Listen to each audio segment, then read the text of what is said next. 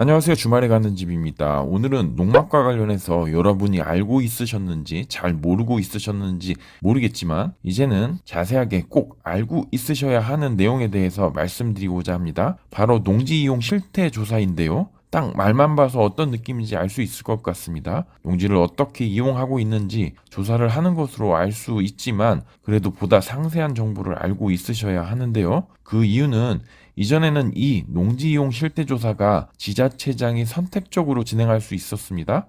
따라서 인력이 부족해서 몇 년에 한 번씩 특정 지역, 특정 조건을 정해서 실시했으나 이제는 매년 진행하는 것으로 바뀌었기 때문입니다. 다시금 강조하지만 매년 조사가 이루어집니다. 따라서 농막에 관심이 있거나 현재 농막을 소유하고 있으신 분들에게 있어서는 오늘 내용 꼭 참고하셔야 하니 이번 영상은 끝까지 꼼꼼하게 확인하시면 좋을 것 같습니다.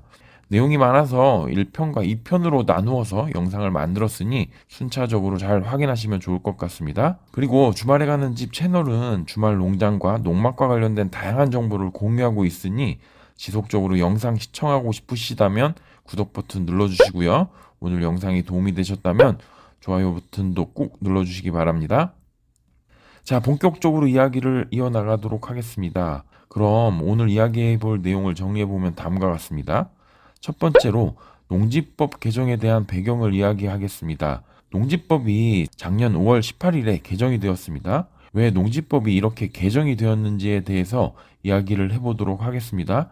뭐든지 그 배경부터 알아야지 적절한 대처를 할 수 있으니 이 부분도 꼭 확인하시면 좋을 것 같습니다. 두 번째, 농지법이 어떻게 개정이 되었는지 알아볼 텐데요. 많은 부분이 변경이 되었지만 그 중에서도 우리가 알아야 할 부분에 대해서 어떤 것이 있는지에 대해서 알아보도록 하겠습니다. 세 번째는 바로 농지 이용 실태 조사인데요. 농지 이용 실태 조사가 어떻게 이루어지는지, 언제 이루어지는지, 그리고 어떤 위반 사항을 조사하고 어떻게 처리가 되는지에 대해서 말씀드릴 예정이니 영상 끝까지 시청해 주시면 여러 가지로 도움이 되실 겁니다. 세 번째 내용은 두 번째 영상에서 다루도록 하겠으니 먼저 이 영상 잘 봐주시고 두 번째 영상도 확인해 주시면 좋을 것 같습니다. 자, 그럼 첫 번째 항목부터 말씀드리도록 하겠습니다.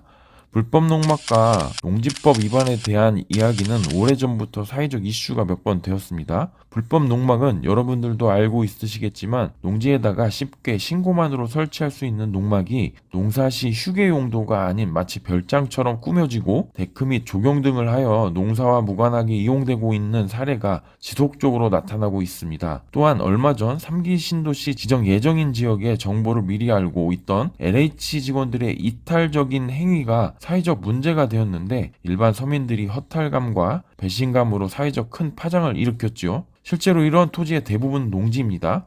이러한 농지는 농지법에서 이렇게 정의하고 있습니다. 전답, 과수원, 기타 그 법적 지목 여하에 불구하고 실제 토지 현상이 농작물의 경작 또는 단연성 식물 재배로 이용되는 토지 및 그 토지의 개량 시설의 부지와 고정식 온실, 버섯 재배사 등 농업 생산에 필요한 일정 시설의 부지를 말한다라고 되어 있습니다. 쉽게 농지에서는 어떤 형태라도 농작물을 경작해야 하고 경작을 위한 시설이 있어야 하는 것입니다.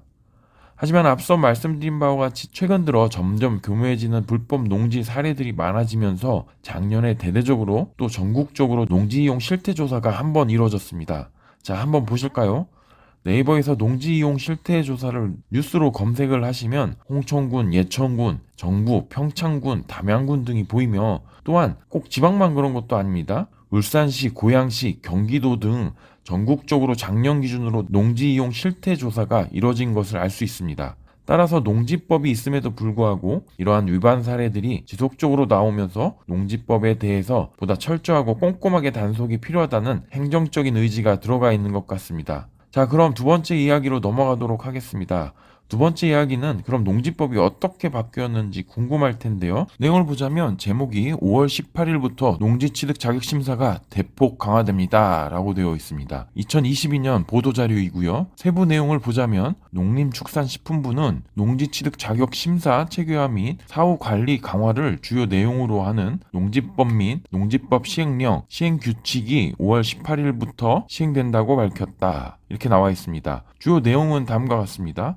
첫째, 지자체가 농지를 취득하려는 자의 농업 경영 의지, 실현 가능성 등을 꼼꼼히 심사할 수 있도록 농업 경영계획서 서식을 대폭 개편하고 주말 체험 영농 계획 서식도 신설하였다라고 되어 있습니다. 저희도 주말 체험 영농으로 농취증을 신청했었는데 당시에는 그냥 주말 체험 영농으로 표시만 하면 되었거든요. 즉 300평 미만의 토지는 주말 체험 영농으로 영농계획서 없이 농취증 발급이 가능했는데 이제는 주말 체험 영농도 영농계획서를 작성해서 제출해야 한다 이렇게 보시면 될 것 같습니다. 이게 원래 영농계획서 양식입니다. 3장으로 되어 있고요. 300평 이상일 경우에 이를 작성해서 제출해야지 농취증 발급이 되었습니다. 여기에는 농지정보, 농사를 어떻게 지을 거고 어떤 작목, 자금 조달 계획까지 작성을 해야 합니다. 이건 이전부터 있었으니까요. 근데 바로 주말 체험 영농계획서가 신설되었는데요. 바로 이 양식입니다. 마찬가지로 3장으로 되어 있고요. 자세히 보겠습니다. 농지 노동력 확보 방안, 농업기계 장비시설 확보 방안, 농지 이용 실태, 농지 취득 자금 조달 계획, 영농계획에 관한 사항을 상세히 만들어야 합니다. 두 번째 내용은 농업경영계획서 또는 주말 체험 영농계획서 작성 시 직업, 영농 경력, 영농 거리를 의무적으로 기재하도록 했고 이와 함께 제출해야 하는 증명서류도 구체화했다라고 되어 있습니다. 세부 내용을 보자면 표로 이렇게 정리를 해 놓았는데요.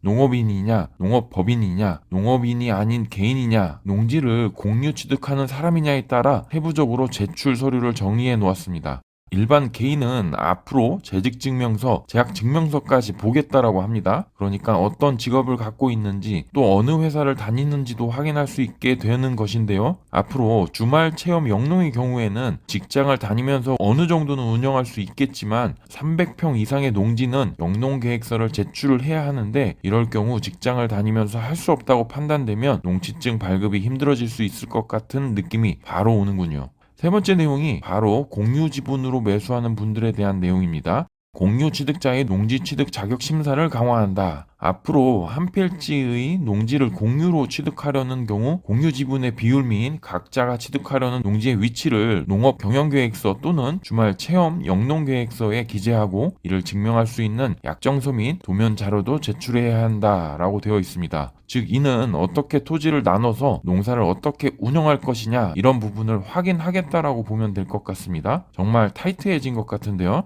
넷째는 농지 취득 자격 증명 접수 시 지자체 담당자가 행정정보 공동 이용을 통해 확인해야 하는 서류를 확대하였다라고 되어 있습니다. 기존에는 행정정보 공동 이용을 통해 토지대장, 주민등록표 등본, 법인 등기사항 증명서 등 세 종류의 서류만을 확인하였으나 앞으로는 토지 등기사항 증명서, 농업경영체 증명서, 표준 재무제표 증명, 사업자 등록증, 외국인 등록 사실 증명, 국내 거소 신고 사실 증명 이렇게 6종류의 서류를 추가적으로 확인하겠다라고 합니다. 이는 기존의 개인의 경우는 토지 대장 및 등본만으로 신청이 가능했지만 지금은 어떤 사업을 어디에서 하는지 또 외국인인지 재외동포인지 이것까지 확인을 하겠다라는 것입니다. 회사를 다니는지 앞서 재직증명서를 제출받고 회사를 다니지 않는 경우는 사업자 등록증을 통해 어떤 사업을 어디서 하는지도 확인하겠다라는 것인데 점검하는 포인트가 아주 꼼꼼하게 되어 있습니다. 그만큼 농지 취득이 어려워질 것으로 보입니다. 다섯 번째 내용은 농지 취득 자격증명 발급 민원 처리 기간을 연장하였다라는 것입니다. 현행 처리 기간은 농업 경영 목적은 4일 이내, 주말 체험 영농 목적과 농지 전용 목적은 2일 이내였으나 앞으로는 농업 경영 목적과 주말 체험 영농 목적은 7일 이내, 농지 전용 목적은 4일 이내로 각각 연장하고 지자체 농지위원회 심의 대상 경우에는 14일 이내에 농지 취득 자격증명을 발급한다. 이렇게 되어 있습니다. 즉 신청 후 기존에는 바로바로 발급을 해주었거든요. 특히 저희처럼 주말 농장으로 신청을 하면 2일 이내라서 거의 다음날이면 나왔는데 이제는 일주일을 생각하셔야 할 것 같습니다. 자, 이제 이번 영상의 가장 중요한 내용 중에 하나인데요. 두 번째 영상으로 영상을 보내드리도록 하겠습니다. 바로 농지 이용 실태 조사에 대한 내용입니다. 변경 사항 중에 6번째 내용이고요.